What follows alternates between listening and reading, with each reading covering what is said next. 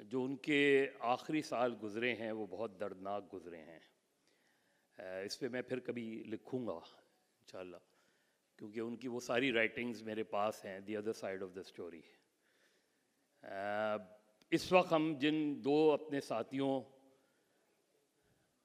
کو سیلیبریٹ کر رہے ہیں، میں یہ تو نہیں کہوں گا کہ انہیں ہم، کیونکہ ان کی یاد تو ہمیشہ ہمارے ساتھ رہے گی، لیکن جنہوں نے انٹلیکچولی اتنا کام کیا ہو ان کو آپ سیلیبریٹ کرتے ہیں. بابر ریاض بھی اور احمد سلیم بھی، اور دونوں سے ہی میرا کوئی تقریباً 40 سال کا ساتھ تھا.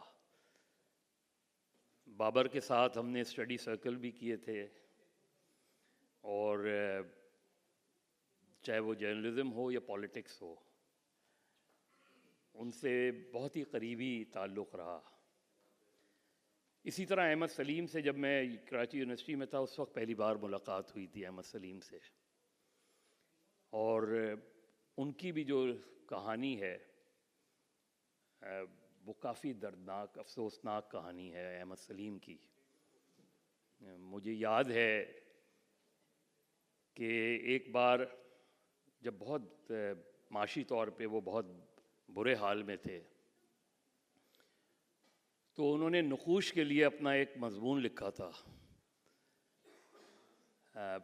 غالباً فیض صاحب کے اوپر. تو نقوش والوں نے ان کو کاپیاں بھیجوائیں اس کی،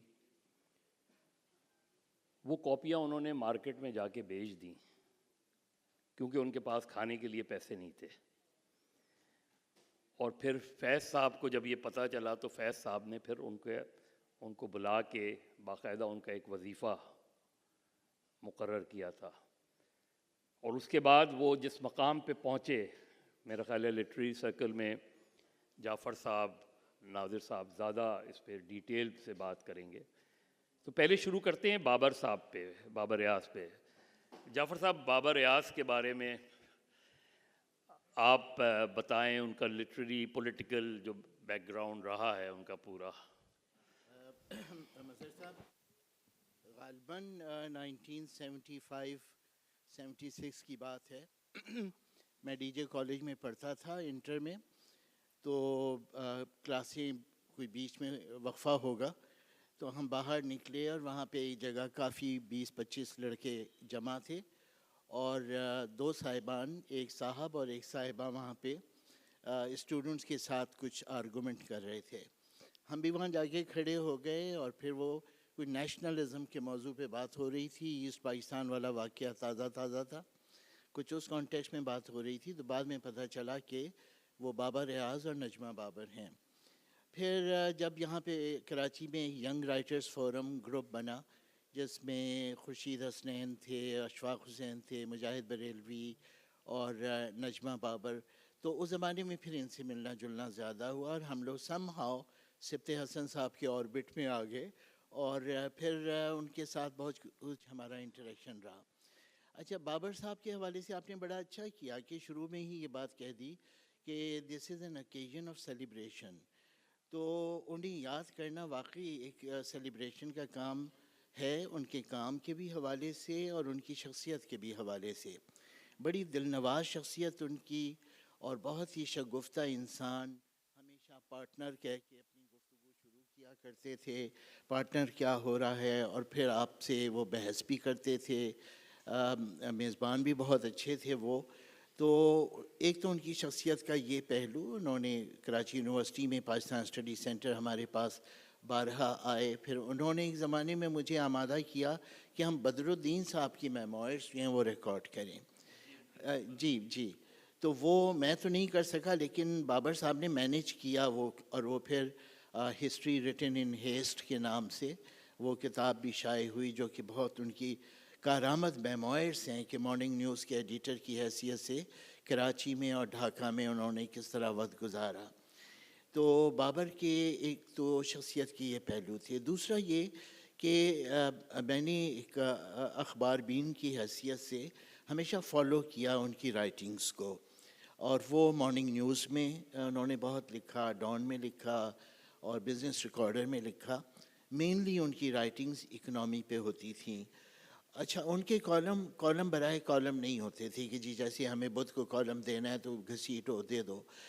وہ بڑے سبسٹینشل کالم ہوتے تھے. وہ اس کے لیے فٹ ورک کرتے تھے, کنسرن ڈپارٹمنٹس میں جاتے تھے, چیمبر میں جاتے تھے, ان کا پوائنٹ آف ویو لیتے تھے, کارپوریٹ سیکٹر سے اس کا پوائنٹ آف ویو لیتے تھے, اس کے بعد وہ کالم لکھتے تھے.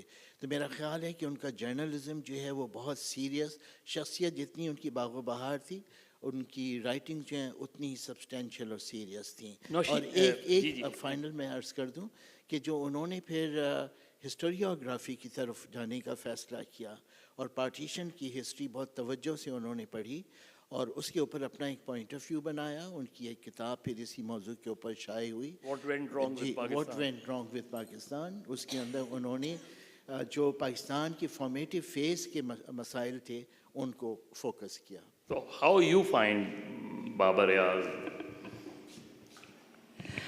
So مظہر, جس دن بابر ایاز کا سوئم تھا نا, تو اس دن مہناز رحمان نے کہا کہ دنیا ہمارے لیے بہت خالی ہوتی جا رہی ہے. سو ہمارے جنریشن کے لیے نا جن لوگوں سے ہم وابستہ تھے وہ آہستہ آہستہ جا رہے ہیں. اینڈ اس قسم کے جو ہم پروگرامس کرتے ہیں, I wish younger people would come more, because they need to know about people like Babar Ayaz. He was an intellectual, and he was one of those few people who understood. He was not just an economic journalist, though jaise Jafar Saab ne kaha, he understood economic journalism very well. But he understood history very well. He understood social and political movements very well. His ideology was very left-wing. Theek hai na? So, and then he was also an activist. He was always an activist, right? So he was part of the Communist Party of Pakistan. Then he and Najma and Akhtar Hussain, in logon ne phir Communist League banaya. He was part of the National Awami Party. So he was also an activist. Jab HRCP bana hai, to he was a long-standing council member, right? And Zahra was telling me کہ ہر meeting سے پہلے آسما کہتی تھی بابر کو کہ ہمیں ایک social political round up دو, بیکاز اتنا عبور تھا. So why P R, in fact when I was preparing for this session I asked his wife Samia exactly this question, why P R. Because again, from an activism perspective, agar businesses ko aage jana hai, they have to understand a broader framework. And that is why PR. He was a very multifaceted person. Aapko yaad hoga, jo economist ke round table conferences bhi karte the, television pe bhi aate the, so he was very, very multifaceted.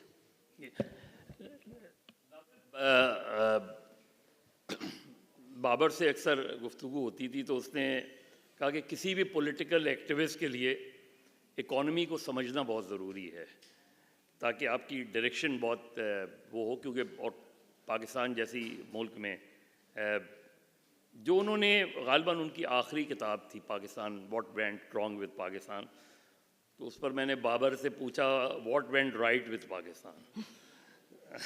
تو بڑا ہنسا, تو کہنے لگا میری اگلی بک کا title شاید یہی ہو, what went right to Pakistan. آپ نے کس طرح بابر ایاز کو دیکھا اور سمجھا؟ بابر صاحب کو پڑھا, ان کے کالمس ریگولرلی پڑھے, ان کی جو کتابیں آئیں ان کو پڑھا. میری ذاتی ان سے اتنی کلوز دوستی یا تعلق نہیں تھا. جو کسی شاعر نے کہا ہے نا کہ سرسری ان سے ملاقات ہے گاہے گاہے, بزم اغیار میں گاہے سرے راہے گاہے. تو اس طرح ان سے میری ملاقاتیں رہیں, لیکن میرا ان کا امپریشن ہمیشہ بہت ہی اچھا رہا. کیونکہ ایک تو میں خود میں نے بھی کچھ عرصہ ایڈورٹائزنگ میں گزارا, اور جرنلزم تو ظاہر ہے بہرحال بڑی حد تک ایک اوڑھنا بچھونا بن گیا تھا، تو ان سے ملاقاتیں ہوتی رہیں. لیکن ان کی تحریروں میں جو میں نے باتیں دیکھی، خاص طور پہ آپ نے جو معاشی صحافت کے حوالے سے بات کی، دیکھیں پاکستان میں ایسے لوگ بہت کم رہے ہیں جنہوں نے معاشی صحافت کو یا اکنامک جرنلزم کو اپنا اسپیشلائزیشن بنائی ہو، اور وہ انہوں نے نہ صرف بنایا اس کو بلکہ اس میں وہ بڑی حد تک کامیاب بھی رہے. اور ان کا جو اینگل ہوتا تھا اپنے آرٹیکلس لکھنے کا یا معیشت پہ تبصرہ کرنے کا، وہ ہمیشہ پرو پیپل رہا اور عوام دوست نظریے کے حامل تھے، اور وہ عوام دوستی ان کی آخر تک برقرار رہی، بڑے بھرپور طریقے سے برقرار رہی.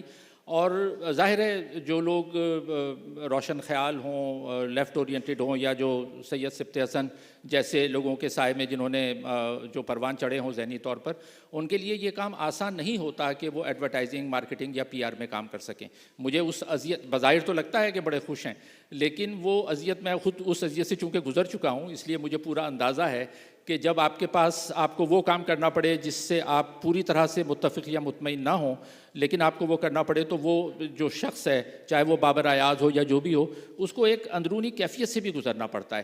لیکن وہ ظاہر ہے کہ ایک معاشی جس کو کہیں کہ آپ کا روزگار ہوتا ہے، اس لیے وہ کرتے ہیں. لیکن انہوں نے جو کام کیا، وہ پی آر بھی جو کی تو وہ بہترین کی، اگر جرنلزم کیا وہ بہترین کیا، جو کتابیں لکھی وہ بہترین کی. یعنی انہوں نے he did justice to whatever he did. تو مجھے ان کی سب سے اچھی بات یہ لگتی تھی. جاوید، آپ کا تو ادر دین جرنلزم، پی آر شپ، ان سے بہت صبح کم شامیں زیادہ رہی ہیں ان کے ساتھ، تو وہ بھی بابر کی ایک، جب ان محفلوں میں ہم بیٹھتے تھے تو بالکل different kind of Babar Ayaz emerge ہو کے آتے تھے اور بہت ہی کھل کر گفتگو کرتے تھے. آپ نے بابر ایاز کو کیسا دیکھا اور کیسا پایا؟ شکریہ مظہر. بابر سے جو میری جان پہچان ہوئی، اور وہ لوگ جو یہاں بیٹھے ہیں جن کا تعلق سکھر سے ہے، ان کو چھوڑ کے، کیونکہ وہ تو شروع سے جانتے ہیں، کافی لوگ یہاں بیٹھے ہیں، ان کے رشتہ دار بھی ہیں، دوست احباب بھی ہیں، تو ہماری سکھر کی دوستی، اسکول کی دوستی، گو کہ ہمارے اسکول مختلف تھے، لیکن ہم دونوں نے 1965 میں میٹرک وہاں سے پاس کی، پھر اپنے اپنے شعبوں سے منسلک ہو گئے. دیکھیے، بابر سے دوستی، اور ابھی جو بات ہو رہی تھی کہ کس طریقے سے آپ کا سوال تھا کہ مینیج کیسے کیا، I think he was a very balanced person. اور آج اتفاق سے ان کی برتھ ڈے بھی ہے، تو اللہ تعالیٰ وہ ہمیں دیکھ رہے ہوں گے جنت سے کہ بھائی آج مجھ پہ کم سے کم ایز اے گفٹ کہ یہ ڈسکشن ہو رہا ہے، آج ان کی برتھ ڈے. تو نہیں، میں تقریر تو کرنے کا، ان پر تقریر کرنے کا اہل تو نہیں ہوں، لیکن ہاں گفتگو ہے جیسے مظہر کہہ رہے ہیں، اور شام کی جو گفتگو ہوتی ہے وہ زیادہ بامعنی ہوتی ہے ایز کمپیئر ٹو صبح کی. اب یہ الگ بات ہے کہ اس وقت بھی ہم بات صبح کو کر رہے ہیں. لیکن ابھی ڈاکٹر صاحب نے ہی بات کی تھی کہ جو زندگیاں ہوتی ہیں، جو بھی آتا ہے اس کو جانا تو ہے، یہ تو لکھا ہوا ہے، تو اس میں ظاہر ہے کہ اداسی کا پہلو تو بہرحال ہوتا ہے، لیکن یہ بھی دیکھنا چاہیے کہ آپ نے یہ زندگی کیسے گزاری. If you have played a good innings, I don't think there's anything better than that. اور وہ انہوں نے کمال کیا، بہترین اننگ کھیلی. The cricketer is sitting here, Aslam Sanjrani, وہ بھی سکھر کے جانتے ہیں. ایک جو سب سے بڑی بات جو بابر کے ساتھ ہوئی، اور ہم سب جانتے بھی ہیں لیکن شاید اس کو ہم نے محسوس نہیں کیا، Babar was a very lucky man in one aspect. اور بھی تھے لیکن ان ون ایسپیکٹ. دیکھیے، جب میاں بیوی کے درمیان کمپیٹیبلٹی ہو تو اس سے بڑی کوئی نعمت اللہ تعالیٰ نہیں دیتا. ابھی ڈاکٹر صاحب ذکر کر رہے تھے ان کی پہلی بیگم Najma Babar, she was a journalist, اور بابر کا فرسٹ لو جرنلزم تھا، یہ بھی طے. اس کے بعد ان کی وفات کے بعد then he got married to Samia, sitting here. She is a very competent person in public affairs and public relations business. So another love was with the profession. تو اس اعتبار سے بڑی کامیابی کی بات ہے یہ. پھر ابھی جو بات ہو رہی تھی آپ نے بھی کی, ناظر صاحب نے بھی کی, کہ بھائی بیلنس کیسے کرتے تھے. بڑا مشکل کام ہے, بہت مشکل کام ہے.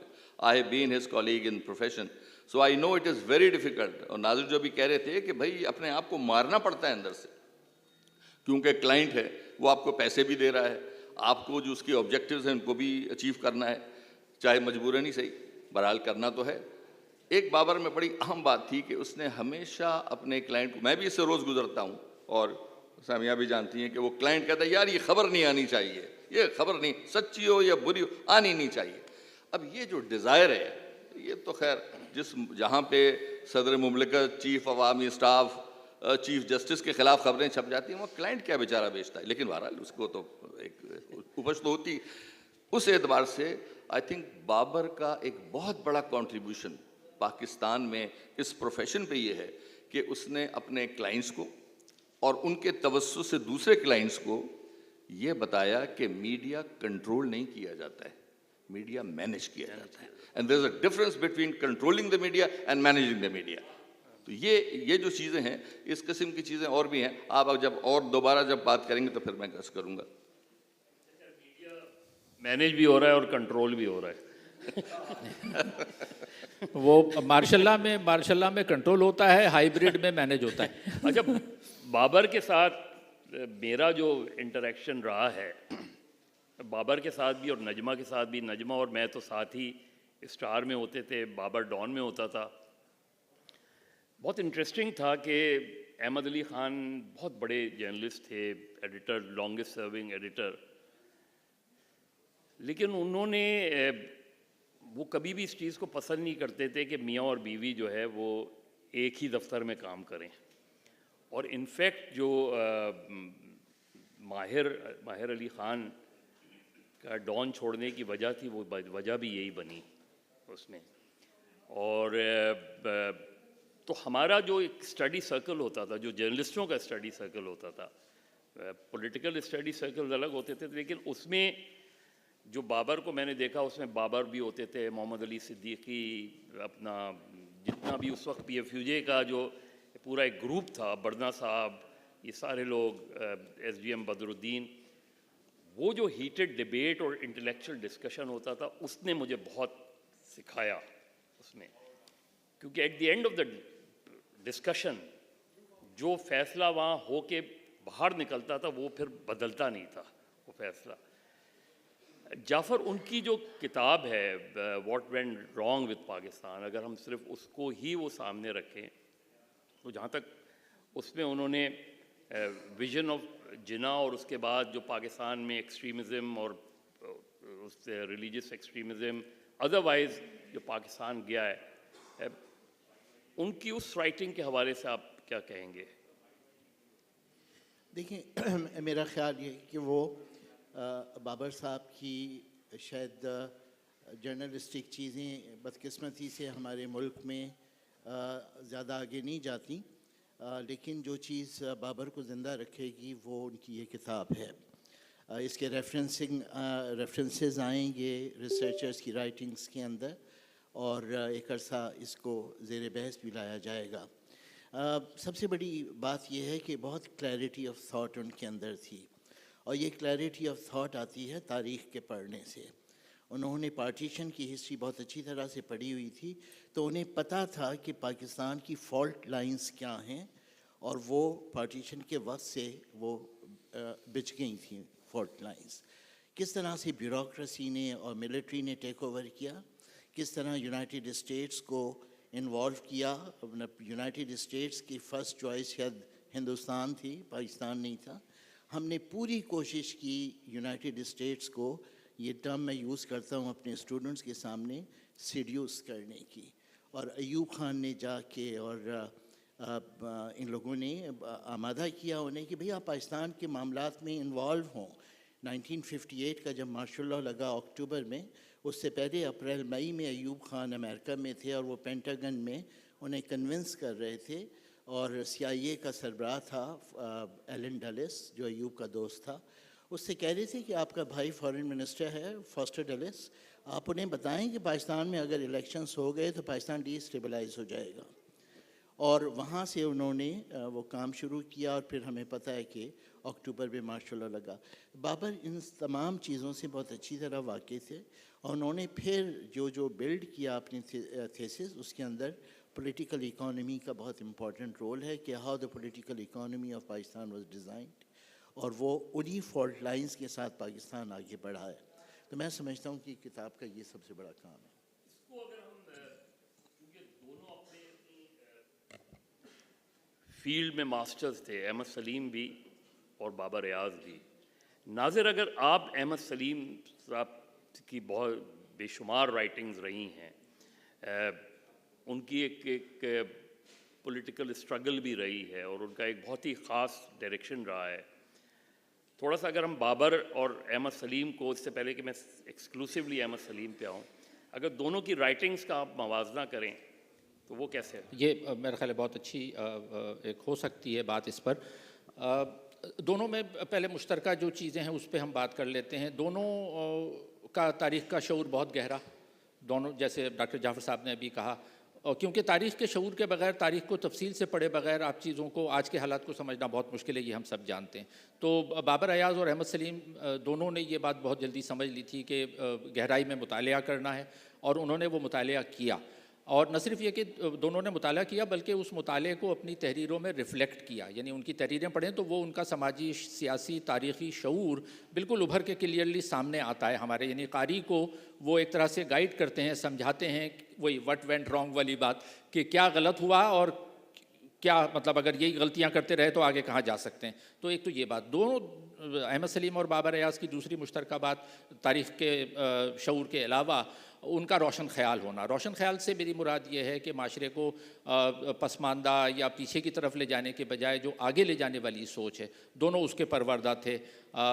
سیکولر جو تھاٹ ہے, یعنی جس کو ہم یہ سیکولرس کی میں تھوڑی سی وضاحت کر دوں کہ سیکولر کا مطلب یہاں پر یہی ہے کہ مذہب جو ہے وہ لوگوں کا ذاتی معاملہ ہے, اس میں ریاست کو مداخلت نہیں کرنی چاہیے, جو ہمارے یہاں ہوتی رہی جس سے ایوری تھنگ وینٹ رانگ. تو یہ اس معاملے میں یہ دونوں بہت بہت کلیئر تھے, بہت واضح تھے. پھر دونوں کو تاریخ کے ساتھ ساتھ ادب کا بھی نہ صرف لگن تھا, شعور تھا, بلکہ وہ پڑھتے تھے. تو اور یہ چیزیں بھی ان کی تحریروں میں ریفلیکٹ ہوتی تھیں. تو یہ تو مشترک بات ہو گئی. جو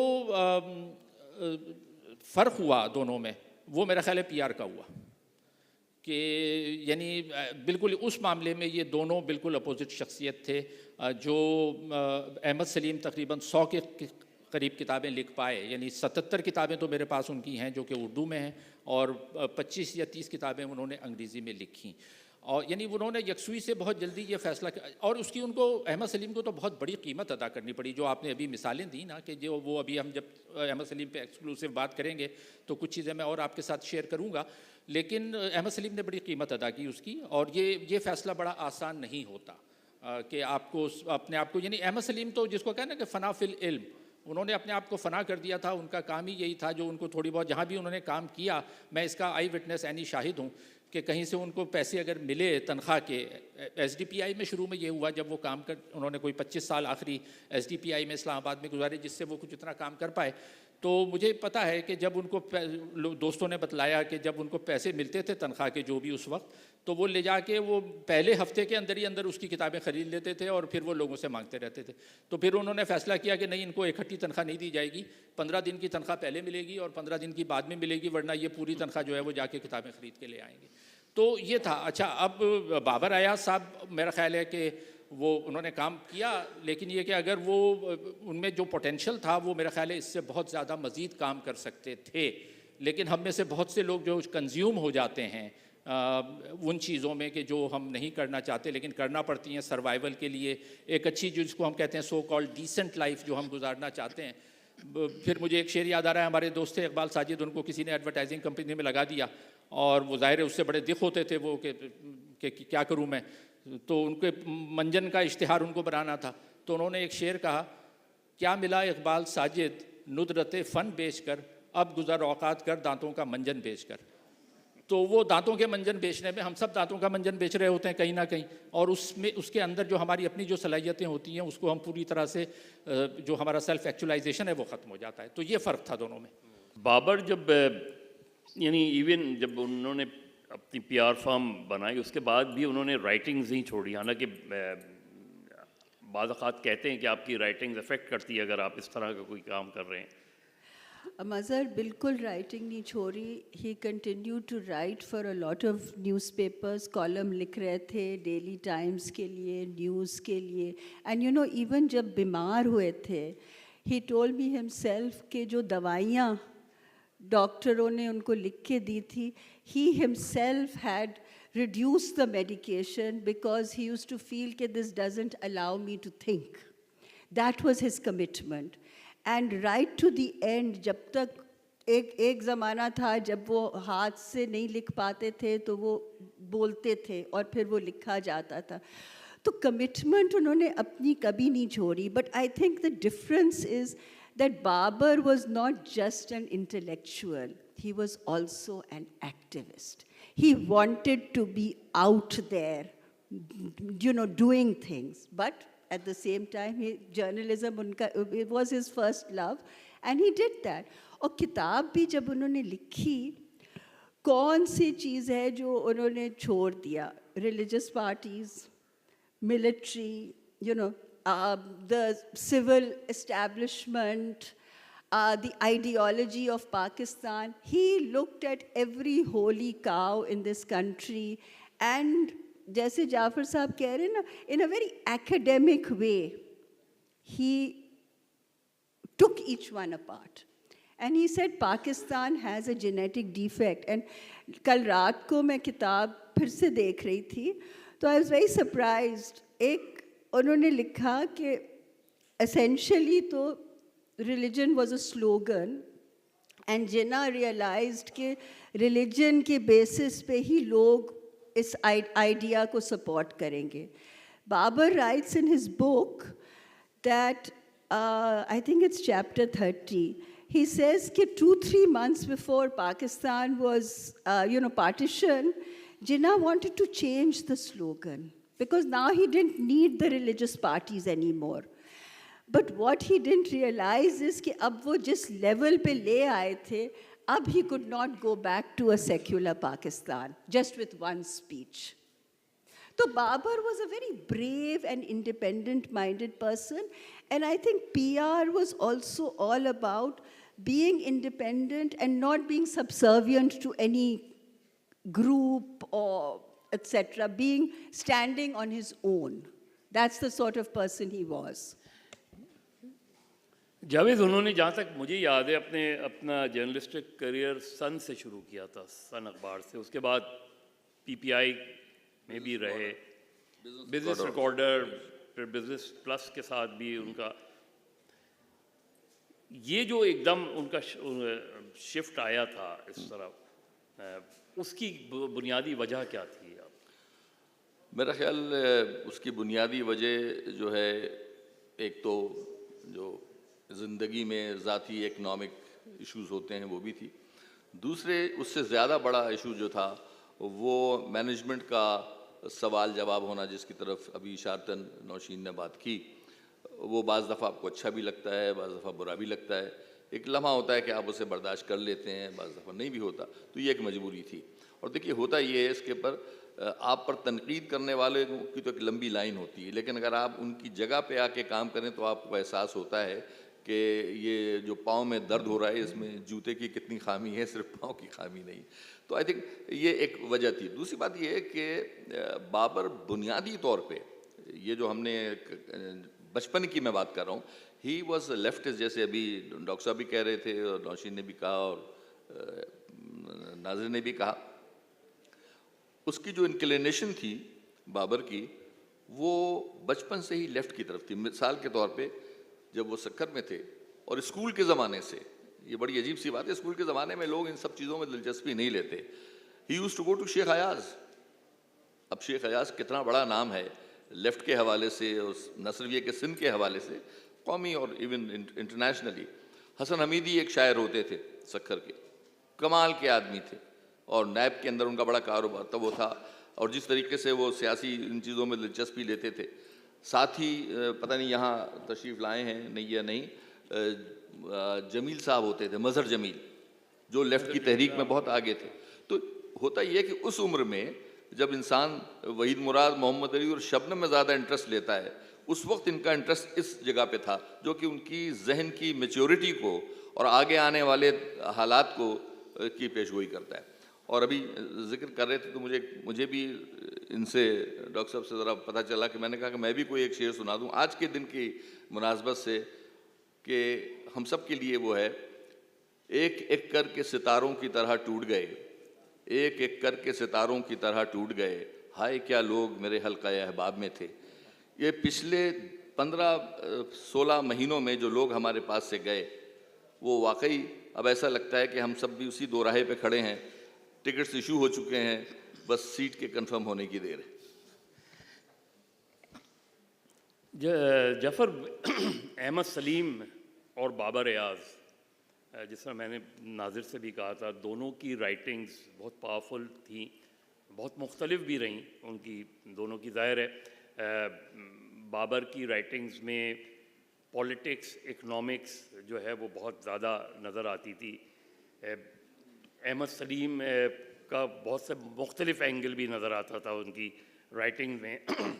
چاہے وہ پنجابی لٹریچر میں انہوں نے بہت کام کیا تھا احمد سلیم نے.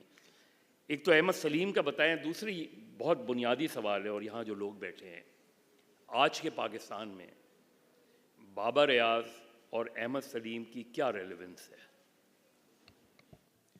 بہت شکریہ. دیکھیں، احمد سلیم کے حوالے سے پہلی بات تو میں یہ عرض کروں، تھوڑا سا آپ نے بالکل ابتدا میں جو گفتگو کی، تھوڑی سی میں تصحیح بھی کر دوں کہ ماہنامہ افکار کا فیض نمبر شائع ہونا تھا، اور انہوں نے نوجوانوں کے لیے ایک مقابلے کا اعلان کیا، ایک شاعری میں اور ایک نثر میں، اور ایک انعام احفاظ الرحمان صاحب کو ملا اور دوسرا احمد سلیم کو ملا. اور وہ انعام تھا فیض صاحب کی کتابوں کا ایک مجموعہ، 5-6 کتابیں ان کی احمد سلیم کو پیش کی گئیں.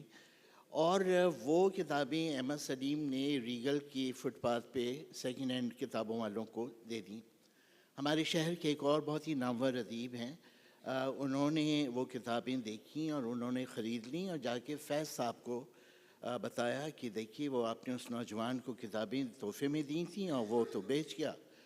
تو فیض صاحب نے احمد سلیم کو بلایا اور کہا کہ بھئی ہم نے آپ کو کتابیں دی تھیں، آپ نے یہ بیچ دیں. تو احمد سلیم نے کہا کہ فیض صاحب، تیسرے دن کا فاقہ برداشت نہیں ہو رہا تھا. فیض صاحب نے اسی وقت احمد سلیم کو داخلہ بھی دیا، داخلہ تو دے چکے تھے، اس کی فیسیں دینے کا انتظام کیا عبداللہ کالج میں، اور پھر یہ ایک رشتہ ان کا بنا. احمد سلیم بہت ہی کمیٹڈ آدمی، اور اتنے کمیٹڈ آدمی کہ انہوں نے جب مشرقی پاکستان میں ملٹری آپریشن ہوا تو اس کے خلاف نظم لکھی. وہ گرفتار ہوئے، انہیں جب گرفتار کر کے گھر سے لے کے گئے تو اب یہ انہوں نے اپنی آٹو بائیوگرافی میں لکھا یہ واقعہ کہ میری بھانجی چھوٹی سی بچی تھی 10-11 سال کی، اس نے دیکھا گھر کی خواتین رو رہی ہیں تو اس نے اپنی والدہ سے پوچھا کہ یہ لوگ ماموں کو کیوں لے گئے گرفتار کر کے؟ تو انہوں نے کہا کہ ماموں نے یحییٰ خان کے خلاف نظم لکھی تھی. تو اس بچی نے کہا کہ یحییٰ خان بھی ماموں کے خلاف نظم لکھ دیتا. تو میرا کہنا یہ ہے کہ کاش ہمارے جرنیل نظمیں لکھا کرتے تو وہ کچھ نہ کرتے جو انہوں نے کیا. کراچی یونیورسٹی کا بھی ایک میں واقعہ سناؤں. ہمارے پاکستان اسٹڈی سینٹر کی کانفرنس تھی، پاکستانی معاشرہ اور ادب، اور جمیل جالبی صاحب وائس چانسلر تھے. ایک سیشن کی وہ صدارت کر رہے تھے، اور جمیل جالبی صاحب کے خیالات سب کو پتہ ہیں، وہ بہت ہی اینٹی پروگریسو تھے. تو انہوں نے ترقی پسندوں پہ طنز کرتے ہوئے اپنی گفتگو میں کہا کہ ادب جو ہے وہ پارٹی لائن کے تحت نہیں لکھا جاتا. خیر، ان کی صدارتی تقریر ختم ہوئی، وقفہ ہوا، اگلا سیشن شروع ہوا. پہلا مقالہ احمد سلیم کا تھا پنجابی ادب کے اوپر، اور انہوں نے بلے شاہ کا ذکر کرتے ہوئے ایک لمحے کے لیے رکے. جمیل جالبی صاحب سامنے بیٹھے ہوئے تھے اور احمد سلیم نے کہا کہ بلے شاہ پارٹی لائن ہی کے مطابق لکھ رہے تھے. تو یہ احمد سلیم کی خصوصیت تھی، ایک ایک فقرے کے اندر اتنی اہم بات کہہ جاتے تھے. وہ ادیب تھے، انہوں نے شاعری بہت کی، اور سب سے زیادہ جو چیز انہیں اپنی عزیز تھی وہ پنجابی شاعری تھی.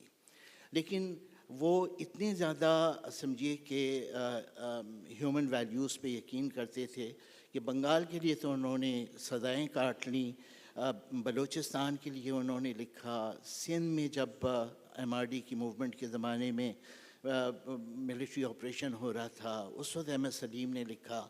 اور ایک موقع پہ ہماری پروگریسو رائٹرز کی ایک کانفرنس میں تھوڑی سی ایک یہ کنفیوژن ہوئی کہ ہمارے بلوچستان کے ایک بزرگ ادیب نے بلوچوں کے ساتھ ہونے والے مظالم کا ذکر کیا. تو لاہور کے ہمارے ایک اور اتنے ہی پروگریسو ساتھی انہوں نے اپنی گفتگو میں کچھ یہ کہا کہ جی پنجاب کے ساتھ بھی بڑی زیادتیاں ہوئی ہیں. تو بظاہر تو کوئی ایسی بات نہیں تھی، لیکن ایسا لگا جیسے یہ کوئی بلوچی اور پنجابی جھگڑا شروع ہو رہا ہے. اس کے بعد احمد سلیم کا مقالہ تھا اور احمد سلیم نے کہا کہ میں پنجابی ہوں، مجھے اپنی زبان بے حد عزیز ہے، لیکن پنجاب سے میری محبت اس وقت تک مکمل نہیں ہوگی جب تک اس میں بلوچستان کی محبت شامل نہیں ہوگی، اس میں سندھ کی محبت شامل نہیں ہوگی. تو انہوں نے وہ پورا جو کانفرنس کا ایک رخ تھا وہ متعین کیا. بڑے واقعات ہیں ان کی زندگی کے، ان کے کمٹمنٹ کے. ان کی آٹو بائیوگرافی جو ابھی آئی ہے، جو انہوں نے آخری زمانے میں لکھی، میری دھرتی میرے لوگ، وہ ان واقعات سے بھری. علم کے شوقین، کتابوں کے شوقین. کلکتہ میں ہم لوگ ساتھ تھے اور ہم گئے رائل ایشیاٹک سوسائٹی کی لائبریری میں. اچھا، وہاں پہ تبادلے خیال کے دوران احمد سلیم وہ ان سے پوچھتے ہوئے نظر آئے کہ آپ کے پاس کیا اس کا رائل ایشیاٹک سوسائٹی کے جرنل کا ریکارڈ موجود ہے؟ انہوں نے کہا ہاں پورا ریکارڈ موجود ہے. تو میں نے عذرائے مذاق کہا، میں نے کہا کہ سلیم صاحب کہ یہ سارا لے کے جائیں گے؟ تو کہنے لگے نہیں. پتہ یہ چلا کہ واپسی میں جو 5-6 لوگ ہم لوگ گئے تھے، ڈاکٹر مبارک علی، طارق رحمان صاحب، فوزیہ سعید صاحبہ، تو احمد سلیم ہر ایک سے پوچھیں تمہارے سامان میں جگہ ہے، تمہارے سامان میں جگہ ہے. ان کا ارادہ تھا کہ جتنی کتابیں وہ لے جا سکتے ہیں لے جائیں، اور وہ کافی کتابیں لانے میں کامیاب بھی ہوئے. تو جنون تھا ان کو کتابوں کا. ناظر، جو ان کی آٹو بائیوگرافی ہے جی، اس کو اگر آپ سامنے رکھیں، میں نے پھر وہی جو جعفر صاحب سے بھی بعد میں اس کو وہ کروں گا. آج کے پاکستان میں جہاں انتہا پسندی اپنے عروج پر ہے، جہاں لیفٹ جو ہے لیفٹ آؤٹ ہو گیا ہے، اس میں احمد سلیم اور بابر ایاز کہاں کھڑے ہیں؟ بہت میرا خیال ہے بہت اہم جگہ پر کھڑے ہوئے ہیں، اس لیے کہ یہ ہمیں یاد رکھنا چاہیے، ہمیں خود بھی اور ہمارے آنے والے جو ہم سے ینگر یا جونیئر لوگ ہیں ان کو بھی یہ بتانا چاہیے کہ وٹ وینٹ رانگ بہت سارا ہوا، اس پہ لکھا لوگوں نے کہ کون کون ذمہ دار تھے، لیکن جو تھوڑا بہت صحیح ہمیں اس وقت نظر آ رہا ہے، تھوڑا بہت صحیح سے مراد یہ ہے کہ ابھی ہم آواز اٹھاتے ہیں، ہمارے صحافی جو ہیں وہ پابندی اگر لگتی ہے تو اس کے خلاف وہ کھڑے ہوتے ہیں. ہمارے ہاں ابھی بھی ایسے لوگ موجود ہیں جو کہ ظلم اور جبر کے خلاف کھڑے ہوئے ہیں، لکھ رہے ہیں. ہم نے کچھ نہ کچھ تھوڑے بہت انسانی حقوق حاصل کیے ہیں. ہمارے ہاں جمہوریت کو اس طرح سے نہیں کچلا جا سکتا ابھی جیسے کہ برما میں یا دوسری جگہوں پہ. تو اس کے پیچھے کچھ لوگ ہیں نا، کچھ لوگوں کی قربانیاں ہیں اور کچھ لوگوں کی تحریریں ہیں جنہوں نے ہم جیسے لوگوں کو شعور دیا ہے. تو یہ کنٹریبیوشن جو ہے وہ بابر ایاز جیسے لوگوں کا اور احمد سلیم جیسے لوگوں کا ہے کہ وہ جو لکھ گئے.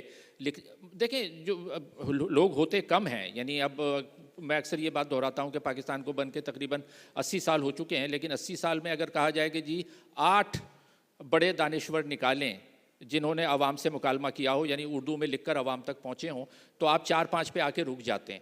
یعنی آپ کہہ دیں کہ سبط حسن نے لکھا، ڈاکٹر مبارک علی نے لکھا، ڈاکٹر جعفر لکھ رہے ہیں، احمد سلیم، اس کے بعد سوچنا پڑتا ہے چھٹا کون. تو آپ اس ملک کی بدقسمتی دیکھیں کہ جس میں 80 سال میں 8 بھی بڑے دانشور ہم پیدا نہ کر سکے ہوں، تو وہاں پر بابر ایاز اور احمد سلیم جیسے لوگوں کا بہت بڑا کنٹریبیوشن ہے. ان کی جو آپ نے اب بائیوگرافی کا حوالہ دیا، جس کا نام یہ ہمارے سیشن کا نام ہے میری دھرتی میرے لوگ، خاصی ضخیم کتاب ہے، 500-600 صفحات کی، وہ ہم سب کو پڑھنی چاہیے. وہ پاکستان کی پوری ایک تاریخ ہے ترقی پسند تحریک کی اور ان لوگوں کی جنہوں نے جمہوریت کا علم وقتاً فوقتاً بلند رکھا. جب 71 کے واقعات ہو رہے تھے اس کے خلاف جن لوگوں نے آواز اٹھائی بہت کم تھے, لیکن کچھ لوگ تھے, ان کا ذکر ان کی کتاب میں موجود ہے. تو میرا یہ خیال ہے کہ احمد سلیم ہوں یا بابر ایاز ہوں, یہ آج کے دور میں بہت ریلیونٹ ہیں. ان کو پڑھے بغیر ہم آج کا معاشرہ سمجھ نہیں سکتے. خاص طور پہ جو احمد سلیم کے بارے میں اگر میں 2-4 باتیں اور کہنا چاہوں گا, کیونکہ شاید وقت اب کم رہ گیا ہے. احمد سلیم کی کتابوں کے 2-3 ٹرینڈ بڑے واضح نظر آتے ہیں. ایک تو ٹرینڈ ہے ان کا تقسیم کی جو ٹریجڈی سے ہمارا خطہ گزرا, اس سے ہم لوگ اتنی طرح سے, خاص طور پہ ہمارے نئے آنے والے لوگ اتنی طرح سے باخبر نہیں ہیں کہ وہ اصل میں کتنا بڑا سانحہ تھا وہ, اور اس کے نتیجے میں کس طرح سے ملینز آف لاکھوں, جس کو ہم قربانی کے نیریٹو میں چھپا دیتے ہیں نا, یعنی ہمارے یہاں سرکاری بیانیاں تو یہ ہے کہ جی قربانیاں دیں. اب قربانی تو وہ دیتا ہے جو کہ جا کے لڑ رہا ہو, وہ لوگ تو وکٹم تھے. جو لوگ مارے گئے, جن لوگوں کی عصمتیں لوٹیں, جن کے گھر برباد ہوئے, ان کو یہ کہنا یہ ہمارے ریاستی بیانیہ جو ہے کور اپ کرنے کی کوشش کرتا ہے ان غلطیوں کو جو ہماری ریاست کرتی رہی ہے. تو یہ بابر ایاز اور احمد سلیم جیسے وہ لوگ تھے کہ جو اس بیانیے کا پردہ چاک کرتے تھے, اور یہ ہمیں بتاتے تھے, یہ ہمیں سمجھاتے تھے کہ یہ قربانی کا نیریٹو جو ہے یہ غلط ہے.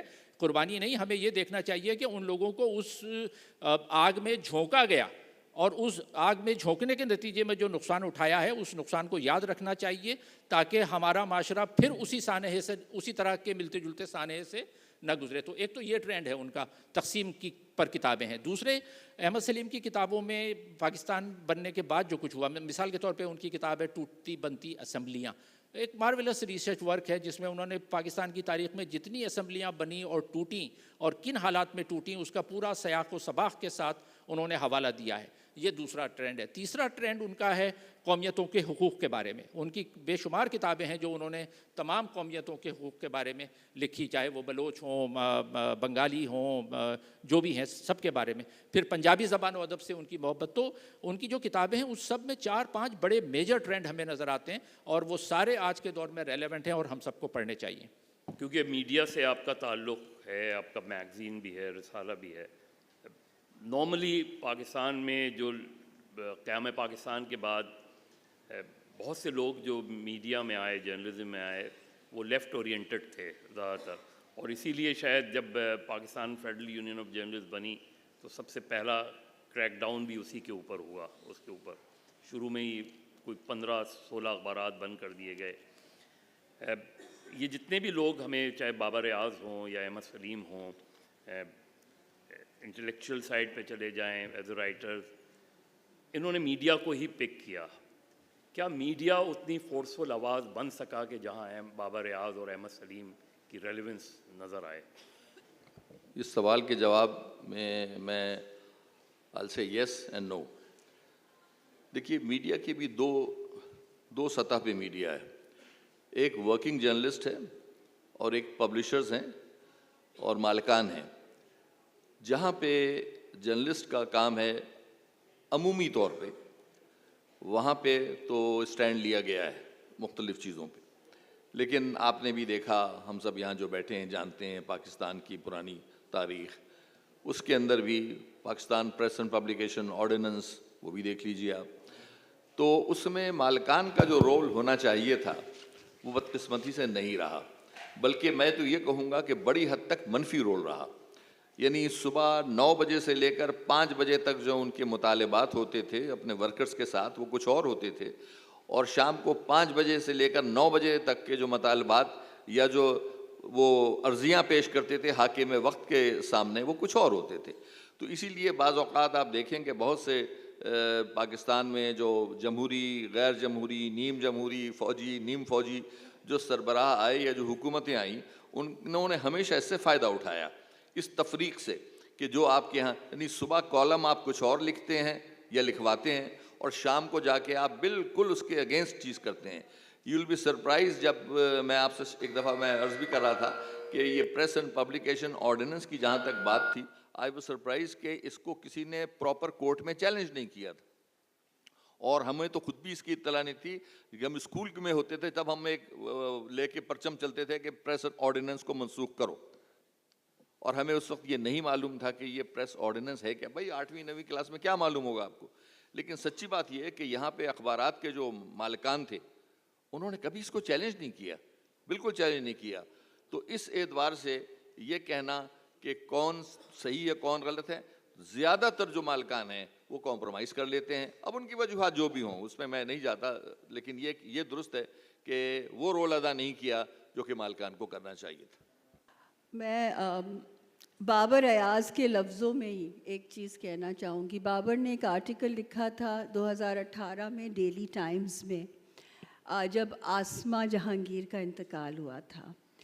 And he didn't right about all the good things that Asma did. He wrote about all the negative things that the press had to say about Asma, and he answered each and every one of those points. And end mein Babar likhte hain, to all hyper-nationalist journalists, I say that the profession requires us to rise above our national, religious, ethnic, caste and creed, to be honest, pro-people analysts. Asma, though she was not a journalist, had risen above all these prejudices, and that is the reason she was the Asma Jahangir. تو یہ بابر کے لفظوں میں ہے, and this shows his point of view, and it's a message to the journalists of the next generation also.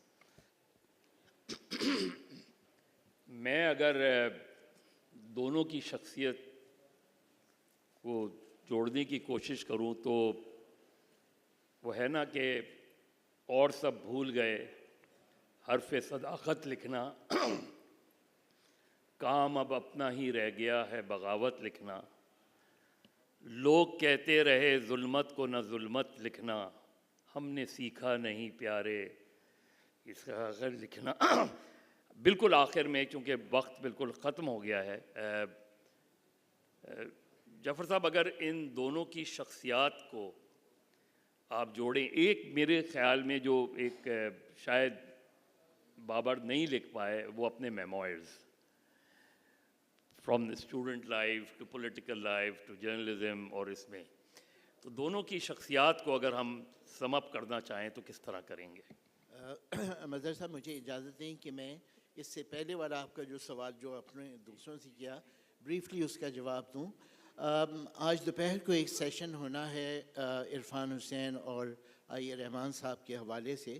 وہاں گفتگو کے لیے ایک تھیم میرے ذہن میں تھا، لیکن اسی تھیم کو میں یہیں سے شروع کر دیتا ہوں. دیکھیے میرا خیال یہ ہے کہ پاکستان میں شروع سے آج تک ایک بیٹل آف آئیڈیاز چل رہی ہے. اس بیٹل آف آئیڈیاز میں ہمارے پروگریسو رائٹرز بھی ہیں، ہمارے انٹلیکچوئلز بھی ہیں، اس میں سبتی حسن صاحب بھی ہیں، ڈاکٹر مبارک علی ہیں، یہ سب ہیں ہمارے ادیب شاعر، اور صرف اردو کے ادیب شاعر نہیں بلکہ سندھی، بلوچی، پشتو، پنجابی، براہوی، سرائکی. اتنا بڑا یہ خزانہ ہے. اور یہ بیٹل آف آئیڈیاز سچی بات ہے کہ جو پروگریسو آرگومنٹ ہے، جو انسان دوست آرگومنٹ ہے، وہ جیت رہی ہے اور جیتے گی. ہوا یہ ہے کہ 3 چیزیں ہمارے خلاف ہوئی ہیں. ایک تو یہ کہ ریاست کا جو جبر ہے، جو ہر دور میں ایک نئے طریقے سے سامنے آیا، آزادی رائے پہ پابندیوں کے نت نئے ہتھ کنڈے استعمال کیے گئے. ایک یہ بہت بڑا ایک سمجھے کہ مقابلہ اس کا کرنا پڑا ہے. دوسری بہت بڑی چیز جو ہے وہ کارپوریٹ سیکٹر ہے، جس نے خاص قسم کے نیریٹیوز کو جو ان کے اکنامک انٹرسٹ کو پروموٹ کرتا ہے اس کو آگے بڑھایا، اور انہوں نے ہی ایک خاص قسم کی مذہبیت کو بھی پاکستانی معاشرے میں فروغ دیا. تیسری چیز یہ کہ ریاست اور کارپوریٹ سیکٹر کے اثر میں اور ان کے انفلوئنس میں، ان کی مدد سے پاکستان میں ریلیجس سمجھیے کہ ایکسٹریمزم جو ملیٹنسی کی شکل اختیار کر چکی ہے وہ سامنے آئی ہے. ظاہر ہے لبرل اور پروگریسو فورسز اس بیٹل آف آئیڈیاز کو آرگومنٹس کی لیول کے اوپر لڑ رہی تھی، اور وہ ہم لڑ بھی رہے ہیں، لڑتے بھی رہے ہیں، کامیابی سے بھی ہم کنار ہیں. اور آپ کہہ رہے تھے کہ ان دونوں کا پاکستانی معاشرے میں ورثہ کیا ہوگا. یہ ورثہ وہ ہے جو انہوں نے حاصل کیا تھا, انہوں نے آگے پہنچایا. یہ ورثہ اور آگے جائے گا, جا رہا ہے. نوجوان نسل کے ان ایلیمنٹس میں جا کے دیکھیں جو لکھنے پڑھنے میں سنجیدہ ہیں, جو ایکٹیویزم میں ہیں. میں انٹیریئر سندھ بہت جاتا ہوں, میں دیکھتا ہوں کہ it's a very different society. Balochistan ہم جاتے ہیں, وہاں ہمیں نظر آ رہا ہوتا ہے. تو ایسا نہیں ہے کہ یہ ساری کاوشیں جو ہیں رائے گاں گئیں, یہ بہت کارآمد کاوشیں ہیں اور یہ اسٹرگل جو ہے یہ جاری رہے گی. ایک جو میرا خیال ہے اس ڈیجیٹل میڈیا کے دور میں جو ایک بہت بڑا چیلنج ہے وہ یہی ہے, جو اس کی پازیٹیو سائیڈ میں دیکھتا ہوں وہ یہ کہ لوگوں کو سوال کرنا آ گئے ہیں. اور یہ بات مجھے بہت سے MNAs MPAs نے کی کہ آج سے چند سال پہلے جب ہم اپنے گاؤں اور دیہاتوں میں جاتے تھے تو لوگ سوال نہیں کرتے تھے, اب لوگ سوال کرتے ہیں. اور اگر لوگ سوال کرنا شروع کر دیں تو میرا خیال ہے کہ بابر اعاز اور احمد سلیم کا مشن جو ہے رائے گاہ نہیں جائے گا. کیا ہمارے پاس کچھ سوال و جواب کا ٹائم ہے؟ اگر کسی کی کوئی رائے ہو, کوئی کویسچن ہو ہمارے پینلسٹ وغیرہ سے, یا اپنا کوئی اوپینین, جی پلیز, یہ آگے بالکل. Is it on? میرا جب سے میں نے ایڈورٹائزنگ میں داخل ہوا تو بابر سے ساتھ رہا, اور as I look the entire association that I have with Babar, تو مجھے یہ کہنا پڑتا ہے کہ ہمارے بے حساب دوست ہیں جو وقت اور موقع کے ساتھ اپنی اس کو کمپرومائز کر دیتے ہیں. بابر کے اس میں یہ کہہ سکتا ہوں کہ اس ٹوٹل عرصے میں کبھی بھی میں نے ان کو اپنی انٹیگریٹی سے کمپرومائز کرتے نہیں دیکھا, وچ از سم تھنگ ویری انیوژل. اور میں کہتا ہوں کہ اگر اس ملک میں ہم 3-4% لوگ بھی ایسے ہو جائیں جو اپنی انٹیگریٹی پہ کمپرومائز نہ کریں, مظہر صاحب بھی ان میں سے ایک ہیں, تو یہ ملک کی تقدیر بدل سکتی ہے. یہی میرے کہنا ہے. آپ نے کہہ ہی دیا ہے تو میں تھوڑی سی گزارش ضرور کروں گا. ابھی جو بات کہی گئی وہ بہت جسے کہتے ہیں وزنی بات تھی, اور وہ بات یہ تھی کہ جو ڈیورنگ دی ڈسکشن پینل میں یہ ساری بات ہوئی اس میں بالکل عیاں ہوئی کہ there is a big difference between a working journalist and the مالکان اینڈ دی پرنٹرز. اب وہ جو تضاد ہے, اس تضاد کو جس طریقے سے اب تک ہم نے اپنی زندگی میں جو دیکھا ہے اس کا مقابلہ کرتے آئے ہیں جرنلسٹ, وہ آفرین کی بات ہے, بہت ہی آفرین کی بات ہے. اور جس طریقے سے وہ ان کو کہیں نہ کہیں بہت مالکان وہ کہتے ہیں بہت چھوٹا سا کمپرومائز ہے, وہ بہت چھوٹا سا نہیں ہوتا ہے آپ کے لیے. آپ کو جب ہم دیکھتے ہیں, ہم سنتے ہیں, میں آج جیسے صبح کو بھی ابھی تھوڑی دیر پہلے جاوید کو بھی کمپلیمنٹ کر رہا تھا, میں کہہ رہا تھا کہ اس کا اس دفعے کا جو آیا تھا جرنل, وہ اس کا سارا فارمیٹ ہی بہت خوبصورتی سے چینج تھا, اور اس میں ان بٹوین دا لائن سے تھوڑا زیادہ تھا. یہ ایک کمپلیمنٹ ہے to all. And as far as Babar is concerned, we grew up together. میں تہہ دل سے یہ بات کہہ سکتا ہوں بالکل 100% پازیٹیولی کہ وہ آدمی ایک نڈر آدمی تھا. وہ آدمی کو پتہ تھا کہ اس نے کس وقت کیا کہنا ہے, اور کبھی اس سے وہ واپس نہیں ہوا. میں احمد سلیم صاحب سے میرا اتنا رابطہ نہیں ہوا, سرکاری ملازمت میں ہم انٹلیکچوئلزم کی طرف ذرا کم جھکے رہتے تھے, جو کہ ایک فیکٹ آف لائف ہے, اس سے ہم وہ نہیں کر سکتے. بٹ دا فیکٹ از کہ آئی سو بابر ویری کلوزلی, اینڈ میں نے اس کی یہ کتاب بھی پڑھی, اور اس کتاب کے بعد میرے اپنی ذہن میں بہت سی چیزیں بہت زیادہ کلیئر ہوئیں. Thank you very much. Ji ji please. मैं एक चीज़ कहना चाहता था कि जो बाबर की किताब जिस पे बात हो रही है, व्हाट वेंट रॉन्ग, ये तो बड़ी, उसमें बहुत से सवालात भी हैं। मेरा ख्याल ये है कि हम सब पर और सोसाइटी पे, अब चूँकि बाबर नहीं है तो एक ये फ़र्ज़ आयद होता है कि हम एक किताब लिखें, हम में से कोई एक लिखे या मजमूई तौर पे लिखी जाए, और वो होना चाहिए हु डिड रॉन्ग, क्योंकि जब तक ये सवाल नहीं होगा कि हु डिड रॉन्ग, उस वक्त तक ऐसी बाबर जैसी किताबें लिखी जाती रहेंगी और हमेशा हम ये पूछते रहेंगे कि व्हाट वेंट रॉन्ग। ख़त्म कर रहे हैं। जो सवाल आपने भी किया था और असलम साहब ने भी, पब्लिशर और रिपोर्टर के बीच में एक ब्रिज होता था, एडिटर। जब वो ब्रिज गिर गया तो जाहिर है इट्स फ्री फॉर ऑल, और उस एडिटर की जगह उन्होंने ले ली जिन्होंने सियासत में भी जगह ले ली है, सहाफ़त में भी जगह ले ली है, और अब जो है किताबें भी उसी तरीके से मैनेज कर रहे हैं। मैं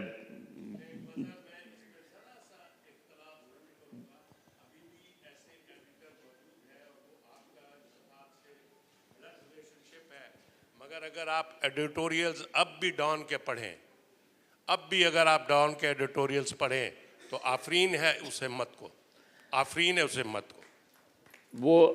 वो है, लेकिन डॉन लीक्स के बाद जो डॉन पे गुजरी है वो बिल्कुल एक अलग कहानी है। उस पर फिर कभी, बहरहाल डॉक्टर जाफ़र अहमद का, नौशीन का, नाज़िर महमूद का और जावेद इकबाल साहब का बहुत बहुत शुक्रिया, और आप सबका कि हमने आज ट्रिब्यूट पेश किया तो बाबर आज़ और अहमद सलीम।